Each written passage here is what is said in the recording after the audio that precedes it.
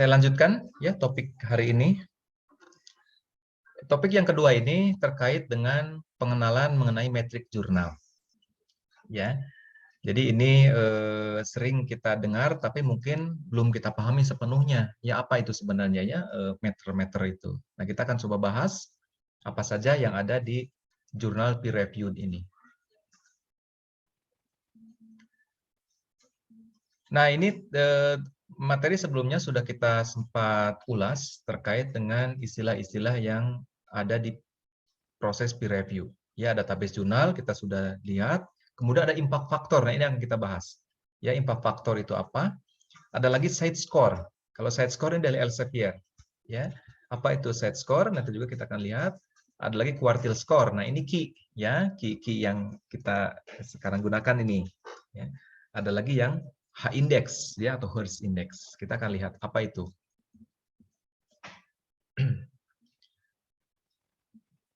Nah, terkait dengan database jurnal, ini yang perlu dasar dipahami dulu. Apa itu sebenarnya database jurnal? Ya.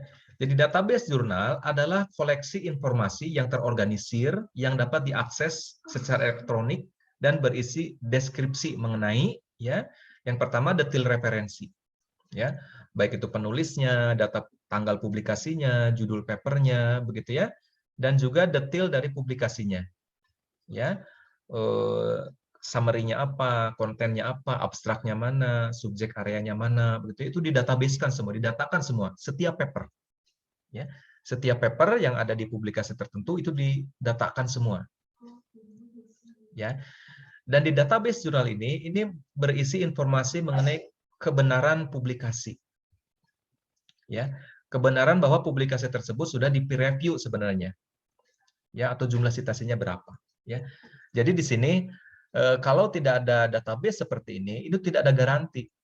Ya, bisa saja jurnal-jurnal tertentu bilang, oh ini kami sudah peer review, kami sudah peer review. Tapi siapa yang menggarantinya? Ya tidak. Nah, makanya dibuat adanya database ini. Jadi database ini meng-QC lah istilahnya begitu ya. Atau kalau di kita sih istilah di kita mungkin disebutnya mengakreditasi ya. Akreditasi mungkin ya. Jadi meng-QC. Jadi makanya mereka selektif.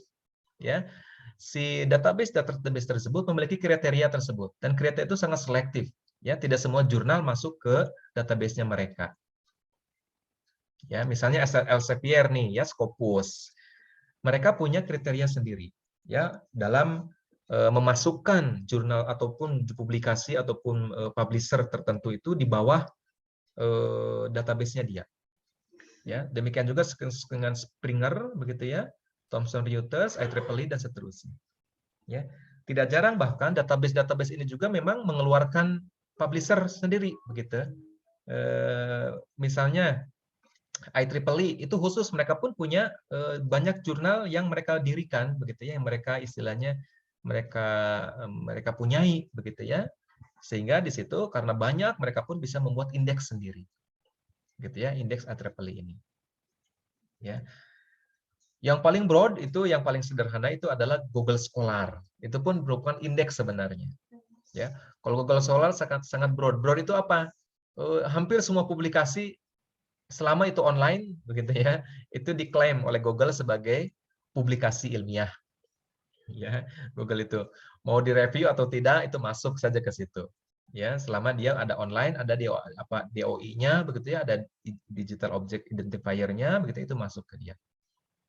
Ya, sehingga tidak jarang kadang predatory jurnal pun kadang dihitung juga begitu ya oleh Google ini, karena memang Google itu kan prinsipnya accessible begitu ya, semua jurnal bisa diakses lah begitu ya, sehingga kadang miss di situ ya terkait dengan predatory dan sebagainya. Nah, karena database ini memiliki paper di bawah datanya dia begitu ya, di handle oleh diorganisir oleh mereka begitu ya, sehingga di situ mereka bisa membuat indeks-indeks terhadap paper-paper ataupun terhadap publisher-publisher yang ada di bawah organisasinya dia. Ya, misalnya di sini Elsevier ya, Elsevier terkenal memiliki Scopus gitu. Jadi istilahnya mereka memiliki 22.000 judul dari sekitar 5.000 publisher internasional. ya. Dan ini terus meningkat tentu saja, ya, meningkat begitu ya dari waktu ke waktu. Ya. Kemudian Springer juga demikian begitu ya, mereka pun memiliki kriteria, ya. Di sini ini tahun berapa ya, saya lupa waktu membuat slide ini. Ini artikel yang ada di bawah Springer ini sebanyak 6 juta, ya, sekitar 6 juta artikel. Chapter books-nya sekitar 3 juta, 4 jutaan, ya, conference paper sekitar 900.000, reference work entries sekitar 500 ribuan, protokol sekitar 45.000. Ya, ini artikel-artikel yang ada di organisasi Springer ini, ya, yang didatakan oleh mereka sebanyak ini, dan ini terus bertambah, ya, setiap tahun, setiap bulan, atau bahkan setiap minggu, ya, karena masing-masing publisher punya waktu publikasi beda-beda, gitu ya, jadi bertambah terus. Ada juga Clarivat, ya, Clarivat Analytics atau Web of Science pun demikian sama, mereka pun punya kriterianya, ya, punya organisasi jurnalnya. Ada juga IEEE, ya, IEEE. Ini kebetulan saya member, ya, di member IEEE. Ini memiliki jurnal-jurnal yang memang cukup spesifik, ya, ke arah elektronik dan engineers, ya, engineering terkait dengan rekayasa dan sebagainya, rekayasa yang ke teknologi kelistrikan dan sebagainya, itu ada di sini, ya, berkumpul di sini. Jadi IEEE khas sekali. Mereka memiliki sekitar 170 jurnal atau lebih. Jurnal saja itu, ya, publishernya, ya, ada sekitar 170. Ya, ini conference proceeding-nya, ini technical standard-nya, jadi sekitar bukunya juga, ya, course dan sebagainya, itu mereka punya data sendiri. Ya. Kemudian ada indeks Copernicus pun demikian, ini pun database jurnal juga, tapi tidak umum di kita, ya, Copernicus ini. Dan sekarang sering kita melihat itu adalah DOAJ, ya, Directory of Open Access Journals. Jadi jurnal-jurnal yang sudah open access itu kita bisa minta diorganisir sama mereka. Dan mereka memiliki syarat, ya. Jadi kalau mau include di DOAJ, papernya masuk ke DOAJ begitu, ya, maka harus memenuhi kriteria ini. Ya, ini pengalaman kami waktu kemarin, ya, di Buletin Biologi waktu saya masih chief editor, kita daftar ke DOAJ dan ditolak. Begitu, ya, karena masih muda waktu itu, ya, baru 1 tahun kita reborn begitu, ya, kita coba apply ke DOAJ biar bisa didatabasekan sama mereka. Ternyata ada persyaratan yang tidak terpenuhi, ya. Salah satunya adalah proses review, ya. Mereka ngecek, ternyata reviewernya itu kebanyakan adalah dari editor. Nah, gitu, ya. Jadi mereka tidak menghendaki itu. Mereka ingin reviewernya di luar editor board begitu, ya, dan memang dari profesional. Nah, begitu, ya. Mereka men-trace ternyata, ya, paper yang dipublikasi itu di-trace sama mereka, dicek satu-satu begitu, ya. Siapa penulisnya gitu, ya. Siapa editornya, siapa reviewernya. Tidak boleh orang yang sama. Begitu. Nah, sehingga disitulah kita belum masuk kriteria waktu itu. Sekarang nggak tahu ini chief editor yang baru, ya, di kami sedang berusaha juga sepertinya untuk bisa terdaftar di DOAJ.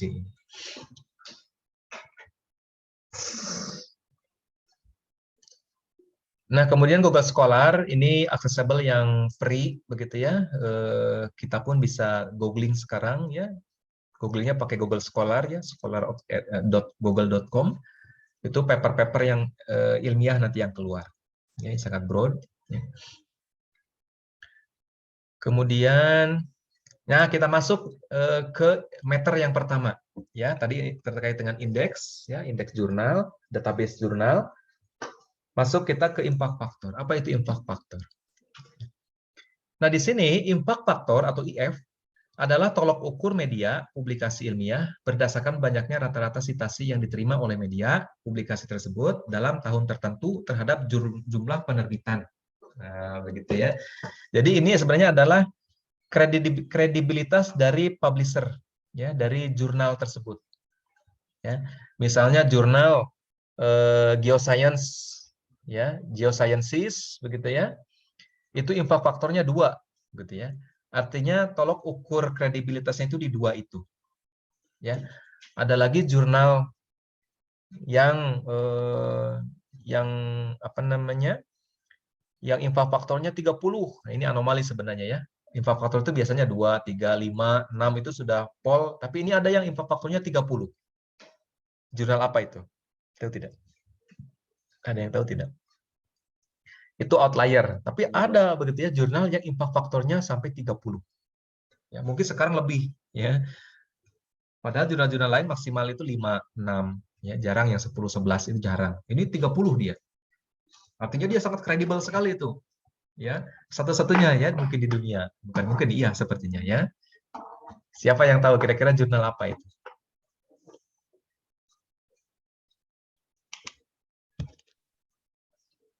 Wah, tidak tahu ini. Gawat. Dengar tapi lupa, Pak. Dengar apa lupa? Apa kira-kira yang dengar? Tebaklah. Apa kira-kira? Nature bukan, Pak? Oke. Betul, Mas. Nature. Ya, saya belum ngecek sekarang. Saya kira lebih dari 30 sekarang. Nature, Mas Iwan. Mbak Bahilda. Ya. Nature itu jurnal ya anomali ya, outlier. Tapi outliernya outlier positif, outlier tingginya dia jauh melampaui jurnal-jurnal yang ada saat ini. Nature, ya. Sehingga orang yang masuk ke Nature seolah-olah dapat Nobel aja ya. Sampai gelar kemarin kan ITB kan ada tuh tentang gempa di itu kan Pak Profesor Ili kan dan teman-temannya membuat jurnal di Nature kan baru publish tuh sampai ada press release-nya ya, press conference-nya begitu terkait dengan gempa Selatan Jawa ya. Itu amazing sekali itu ya. Dan itu teman-teman kita di ITB itu sudah banyak sekarang ya. Dulu itu seperti yang kayaknya sulit begitu ya, kayaknya sulitnya. Tapi begitu kesininya sudah biasa ya, banyak juga di kita yang masuk ke Nature. Ya, contoh yang terbaru ya kemarin ya yang Nature itu yang penulis pertama itu tim dari Indonesia ya, Prof. Ilik itu ada. Sebelumnya ada tapi tidak sampai ke penulis pertama ya. Ada yang penulis kedua, ketiga begitu ya, masuk ke Nature itu ada banyak ya. Kalau penulis pertama yang ke Nature itu yang memang masih terbatas ya di ITB ini. Nah, ini terbuka peluang ini buat Mas Iwan dan Mbak Hilda ya. Coba nanti kita coba ke Nature. Ya, luar biasa itu. Amin. Ya, kalau udah bisa ke Nature nanti para penguji sidang itu sudah keter duluan. Ya. Sudah ngeper duluan nanti mau menguji Mas Iwan, oh ini udah ke Nature, udah diuji sama Nature gitu kan. Buat apa lagi kami uji kan? Makanya cobalah ya ke jurnal-jurnal yang impact faktornya itu tinggi. Pasti signifikan itu. Yang kedua, impact faktor ini menunjukkan signifikansi jurnal atau peringkat jurnal berdasarkan perhitungan waktu sitasi dari artikel pada media publikasi tersebut. Ya. Jadi nanti kita akan lihat seperti apa ya rumusnya. Ini misalnya Earth and Planetary Science Letter (EPSL). Saya belum tembus ke sini. Makanya saya screenshot ini. Ini entah ini tahun berapa, saya lupa, ini sekitar 2 tahun lalu. Ini impact faktornya itu 4,326. Ini impact faktor 1 tahun. Kalau impact faktor dalam 5 tahun, ini 4,9. Hampir 5. Ya. Dan yang namanya letters di sini, ya jurnal-jurnal yang ujungnya letters, itu halamannya itu maksimal 5. Ya, maksimal 5. Ya, misalnya Geophysics Science GRL ya, Geophysics Science Letter ya, GSL ya. Nah, itu 3 ya. Saya kemarin di tahun 2015 pernah sama 2012 dan 2013 di Geoscience Remote Sensing Letter. Itu pun hanya 5 halaman. Ya, 5 halaman kalau ujungnya letters ini. Tapi luar biasa signifikansinya ini. Sampai 4,9. Ya, bahkan ada yang minta 3. Nature itu kan tidak banyak halamannya. Ya, saya kira 5 juga itu Nature itu 5 halaman. Gitu ya. Jadi tidak perlu banyak-banyak sebenarnya ya penelitian itu ya sampai harus beratus-ratus halaman ya. Cukup 5 halaman ya untuk bisa publikasi ini. Ya, cuma apa yang ditulis, nah itu masalahnya. Ya, itu yang kita pelajari kan apa sih yang harus ditulis sehingga dengan 5 halaman aja kok bisa sampai publikasi yang impact faktornya tinggi ya. Nah, itu. Ini contohnya ya, impact factor. Ada yang impact factor dihitung 1 tahun, ada impact factor yang dihitung per 5 tahun. Kemudian, nah ini perhitungan impact factor. Ya, bagaimana sebenarnya sih cara menghitung impact factor? Ya, ini contohnya. Kita contoh ambil yang paling ekstrim ya, Nature nih. Nature ini misalnya ya mempublikasikan 20 makalah di tahun 2015. Ya, dicatat 2015 dia publikasi ada 20 makalah yang diterbitkan. Kemudian 100 makalah di tahun 2016 ya. 1 tahun berikutnya 100, berarti publikasikan lebih banyak. Ya. Kemudian pada tahun yang sama gitu ya. Ini ada 120 makalah tersebut ini disitasi oleh 10.000 makalah lainnya. Jadi ada 10.000 makalah yang men-cite yang menggunakan 120 makalah tersebut.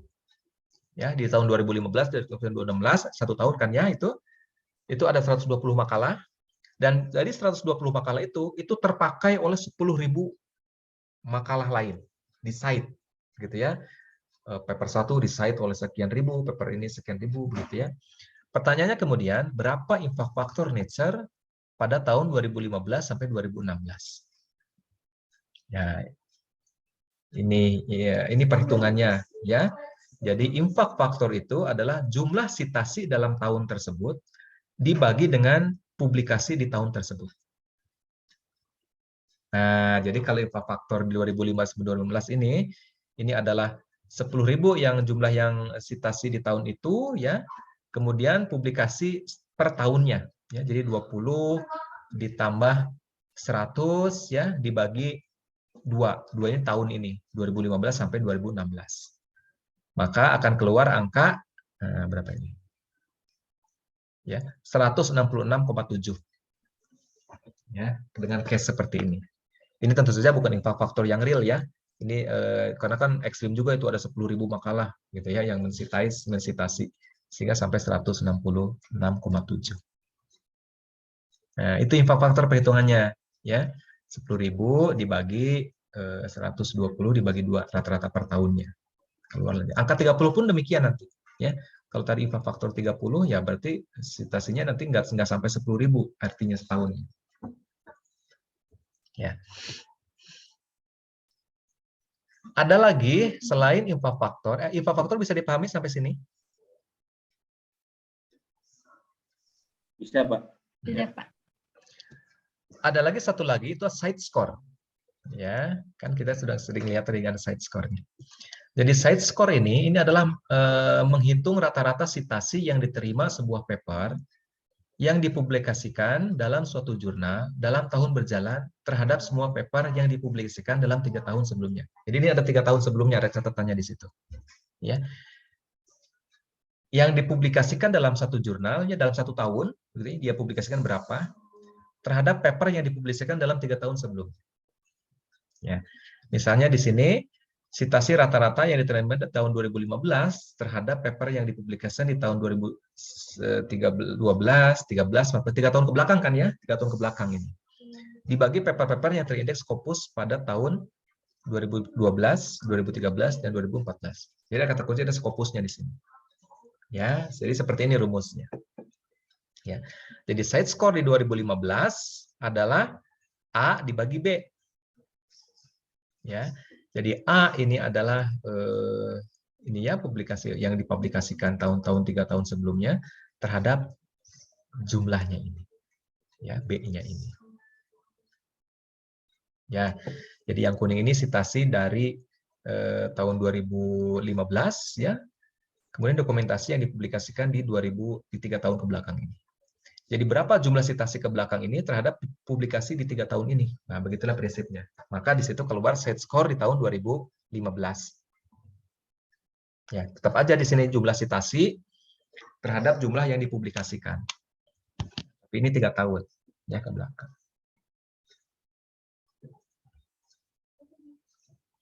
Ya, ini side score. Ada lagi ya ini yang tadi ditanyakan, ini kuartil. Ya, apa itu kuartil sebenarnya? Nah, kuartil score ini atau Q ini sebenarnya dihitung berdasarkan distribusi impact factor untuk jurnal-jurnal yang ada. Ya, kalau kuartil ini kan dikeluarkan oleh SJR ya. Apa itu SJR itu? Jurnal Country Rank ya. Science Journal SJR kan ya. SJR berapa begitu ya, SJR ya. Jadi SJR ini mereka membuat data infrafaktor dari jurnal-jurnal yang ada. Jadi idealnya begitu ya, kalau berdasarkan parameter ini, maka jurnal yang masuk yang memiliki kriteria key itu setidaknya memiliki impact factor walaupun kecil. Ya, misalnya 0,000 gitu ya. Tapi bisa dihitung impact faktornya begitu ya. Maka dia masuk ke kuartil berapa di situ. Ya. Sehingga kuartil ini sebenarnya pembagian histogram. Histogram jumlah jurnal terhadap impact faktor, begitu, ya. Tentu saja kan kalau impact faktornya yang besar ya seperti tadi Nature, begitu, dia kan akan ada di kuartil 1 ya, di paling kanan kan, ya, di paling kanan dia, yang kuartil seperempat pertama itu, ya, seperempat pertama, seperempat kedua itu adalah kuartil 2, seperempat ketiga adalah kuartil 3, seperempat keempat adalah kuartil keempat, ya, 25% terendah.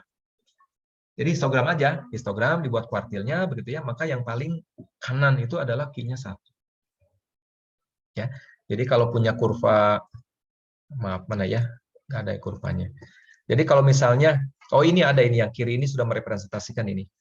Yang X ini adalah impact factor, ya. Yang Y ini adalah jumlah jurnal. Ya. Maka yang impact faktornya tinggi begitu ya, yang ke kanan ini akan jurnalnya kan sedikit kan, ya. Impact faktor yang sedang akan banyak di sini. Jurnal yang impact faktornya kecil itu akan mengecil lagi di sini. Ya, yang tidak ada impact faktornya tentu saja akan tidak dihitung di sini. Ya, maka kuartil itu adalah yang Q1 itu ada di kanan ini, jurnal-jurnal yang di kanan. Q2 ada yang di tengah ya, Q3 yang lebih ke kiri, Q4 yang paling kanan. Nah, begitu konsepnya sebenarnya kalau itu startnya dari situ ya, dari impact faktor. Ya. Saya kira salah satunya dari impact factor. Nah, mungkin si SJR ini memiliki kriteria tertentu ya, karena sedang ya, seperti tadi ya di jurnal di UPI kok tidak ada impact factor, atau jangan-jangan ada impact factornya tapi kecil mungkin ya, kecil sekali mungkin ya. Tapi kan dia di Q1 masalahnya ya, saya heran kok dia di Q1 di sini. Perlu dicek ulang ya. Perlu dicek ulang kenapa bisa di Q1. Atau saya di UPI apa ya? Iya, betul Mas, jurnal apa ya? Ya, saya juga pernah lihat itu, Pak. Ada Mas ya? Tapi nggak tahu. Iya, Belum tahu makanya kayak nggak gini. tahu. ITB saja kita punya jurnal ITB kan belum sampai ke Q1 itu jurnal kita. Ya, jurnal kita tuh Q2 atau Q3 itu jurnal ITB itu. Ya bukan berarti kita lebih baik dari UPI. Masalah. Bukan, ya bisa saja UPI lebih hebat juga ya di sistem manajemennya mungkin ya, manajemen jurnal. Tapi luar biasa itu ya. Di kita pun belum bisa sampai di Q1. Nah, kalau di kita sih di Indonesia sekarang kan ada Sinta ya, ada Sinta itu untuk jurnal-jurnal di kita itu ada Sinta 1, Sinta 2 kan, Sinta 3 dan seterusnya. Mereka pun punya kriteria gitu ya, jurnal-jurnal ada Sintanya itu.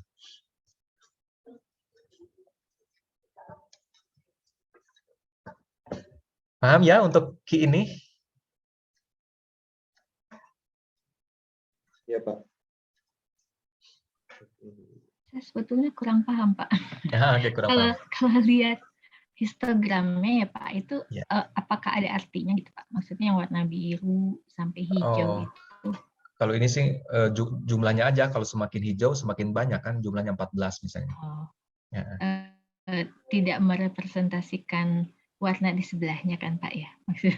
Oh, enggak, ini saya keliru ini. Ini enggak kan warnanya enggak sama ini. Ini enggak merepresentasikan warna itu.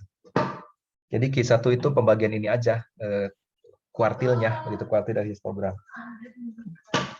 Kalau jumlah-jurnalnya paham kan ya, jadi semua jurnal dikumpulkan begitu ya, yang memiliki impact factor dikumpulkan, itu prinsipnya.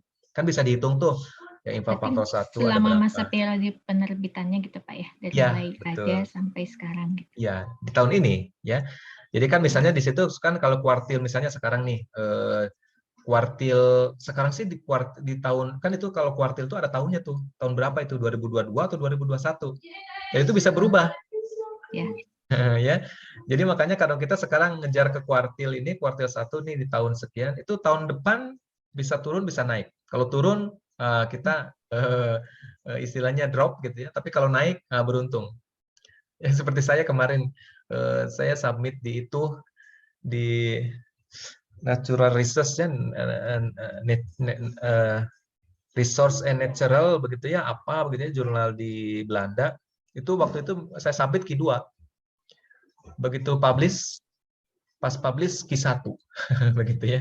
Jadi beruntung. gitu. Ada lagi yang kebalikan begitu ya.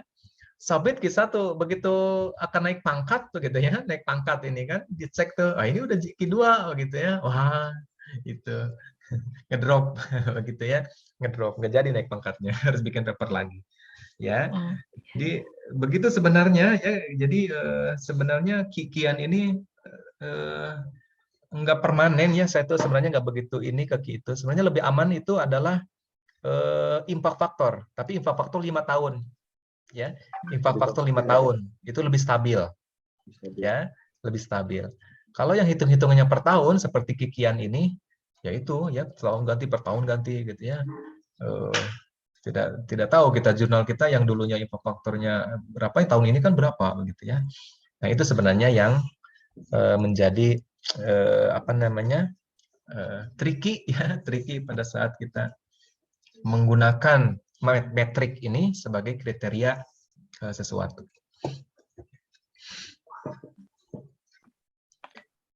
Itu kuartil. Paham ya tentang kuartil ya? Sekira. Ya, Pak. Oke. Nah, sekarang ini yang lebih rumit, lebih teknis ya, terkait dengan high index ya. Mbak Hilda, berapa high index-nya? Berapa? 6 kali. 6. Luar biasa kalau 6, Mbak. Coba bisa dicari itu. Nggak pernah nulis. 6 luar biasa itu kalau 6. Kayak ya, high index.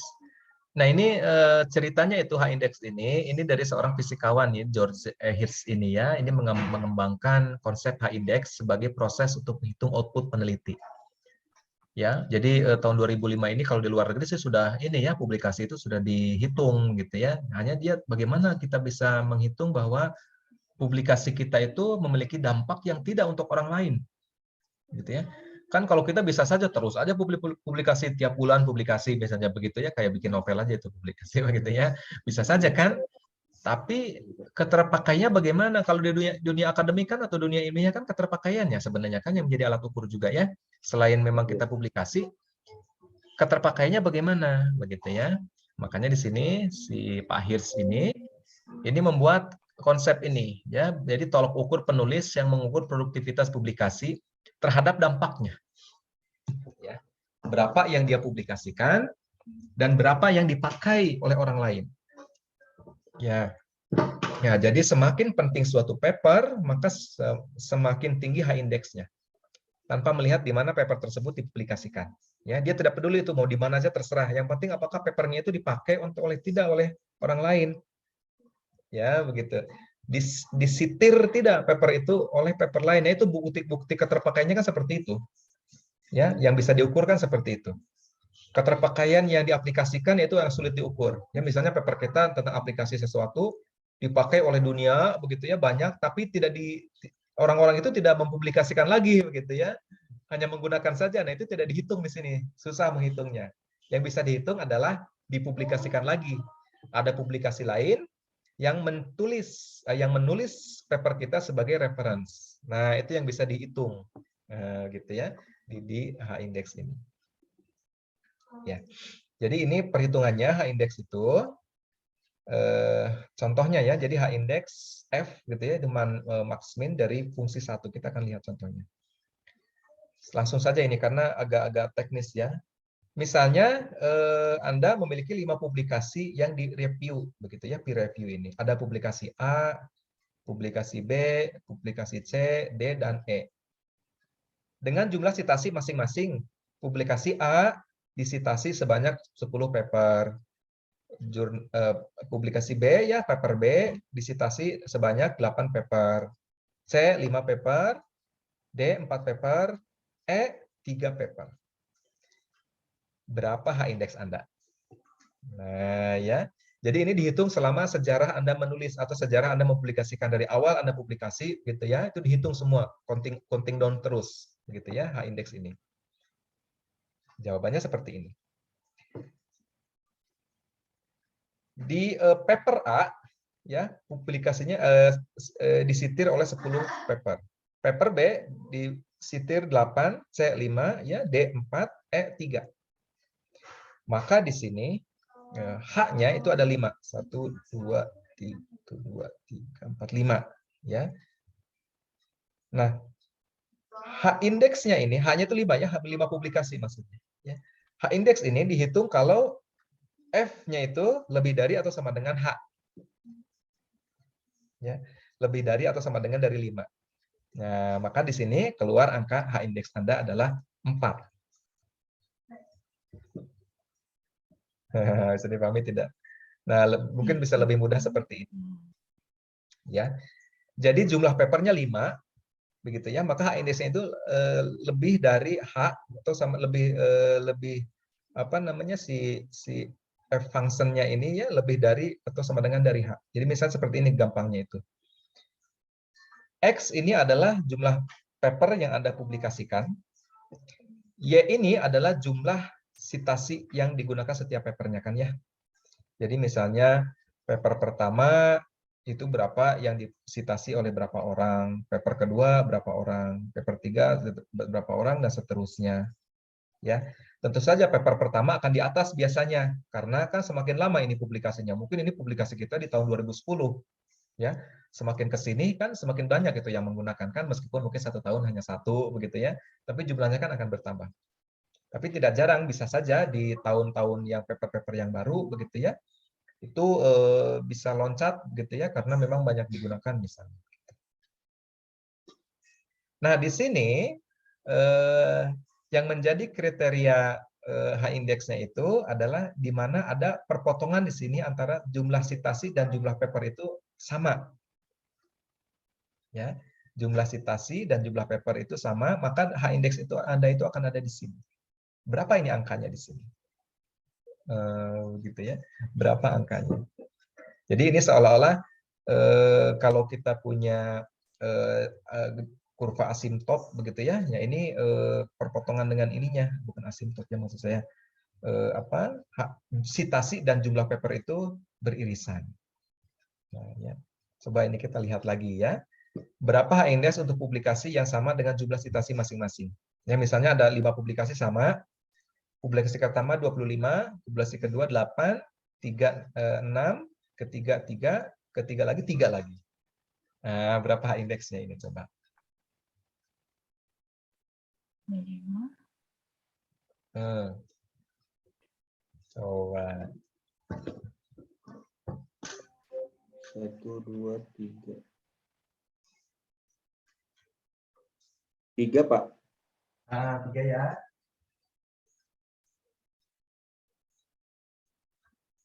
Nah, beda berapa? Aduh, pusing Pak. Pusing. 3 kayaknya ya. Nah, 3 Mas, betul. Oh iya. Paham ya? Nah, nanti Mbak Ila tanya ke Mas Iwan. Ya, seperti itu. Ya, jadi 3. Ya.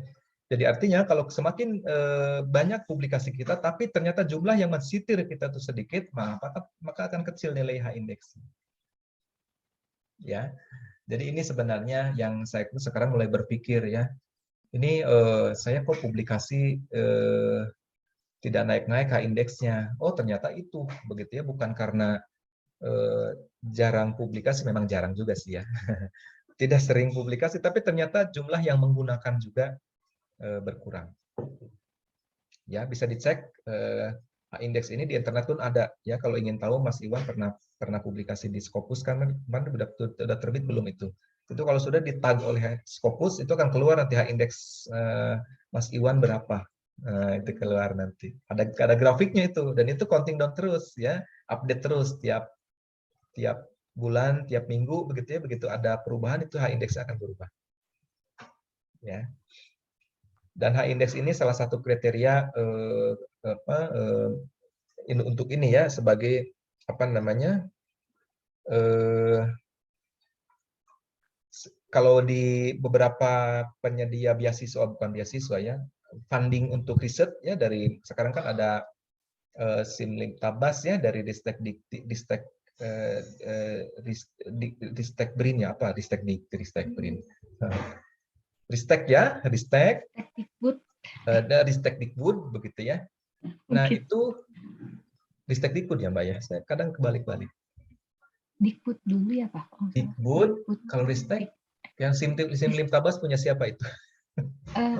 Punyanya Dikbud, tapi kan Ristek tuh bagian dari Dikbud sekarang. Ristek punya Dikbud ya. Tapi Simlink-Tabas masih ada Risteknya itu. Oke, Dikbud ya, oke lah ya, di sini Dikbud. Jadi Ristek itu menyediakan funding untuk peneliti itu, salah satunya kriterianya tuh H-index-nya berapa. Ya. Jadi kalau H-index-nya 4, itu sudah bisa menjadi ketua peneliti dari berapa penelitian. Gitu ya. H-index-nya lebih dari 4, itu sudah banyak lagi capability-nya ya, sudah bisa menghandle berapa penelitian. Nah, begitu. Ya. Jadi H-index itu sudah menjadi kriteria. Begitu H-index kita tidak memenuhi 4, itu kita tidak bisa apply untuk itu, begitu ya. Dan itu semuanya otomatis, gitu ya. Karena H-index itu ada online-nya. Ya, kita bisa terdeteksi oleh sistem bahwa saya pun memiliki H-index sekian. Sehingga begitu apply ke proposal itu tidak bisa ternyata, karena H-index-nya tidak cukup. Begitu ya. Dan ini kita tidak bisa mengudat edit dan sebagainya. Itu semuanya otomasi ya, by system di internet. Ya, kita tinggal terima saja. Itu ya H-index. Ya, saya harap Anda sudah punya H-index, ataupun kalau belum nanti bisa segera publikasi, yang segera publish nanti biar punya H-index. Ya, H-index-nya berapa. Itu, nah ini salah satu, kalau ingin tahu misalnya ya, ingin tahu si Pak Anu berapa ya ini ya, kalau misalnya iseng boleh ya. Di search saja di sini ya, di ini ada Scopus Auto Search di sini. Dia punya database H-index-nya di situ, ada keluar namanya nanti. Ya. Nama-nama dan paper-paper yang didatabasekan oleh Scopus ya. Nah, namanya itu diklik ya. Nama penulis yang kita ingin tahu Scopusnya itu, ataupun kalau Anda ingin, silakan masukkan aja nama Mas Iwan. Jangan-jangan sudah ada di Scopus ya. Mas Iwan, nama lengkapnya siapa di sini, kemudian nanti publikasinya akan muncul. Nah, diklik Mas Iwan. Demikian juga dengan Google pun sama ya, Google Scholar. Mereka menyediakan H-index juga. Tapi H-index Google Scholar itu lebih tinggi daripada yang Scopus ya, karena kan papernya Google Scholar lebih banyak daripada yang Scopus ya. Ya. Jadi lebih broad kan, sehingga H-index-nya pun tinggi. Nah, untuk kita biasanya yang di Scopus kan, kita kan madhabnya madhab Scopus ya, sehingga indeksnya pun dari Scopus yang digunakan. Itu ya, Scopus, Google juga punya indeks sendiri. Ya, ini tadi saya sampaikan ya, mengenai urgensi dari H-index, impact factor itu tentu untuk penelitian juga. Dan beberapa tahun sebelumnya ada insentif-insentif juga ya, yang memiliki impact factor sekian, H-index-nya sekian, ada insentif dan sebagainya. Itu cukup menjadi motivasi lah sebenarnya, begitu ya, motivasi kita, motivasi Anda sebenarnya untuk bisa publikasi. Ya, jadi banyak benefit begitu pada saat Anda sudah publikasi di jurnal internasional yang memiliki impact factor ya, atau bereputasi lah.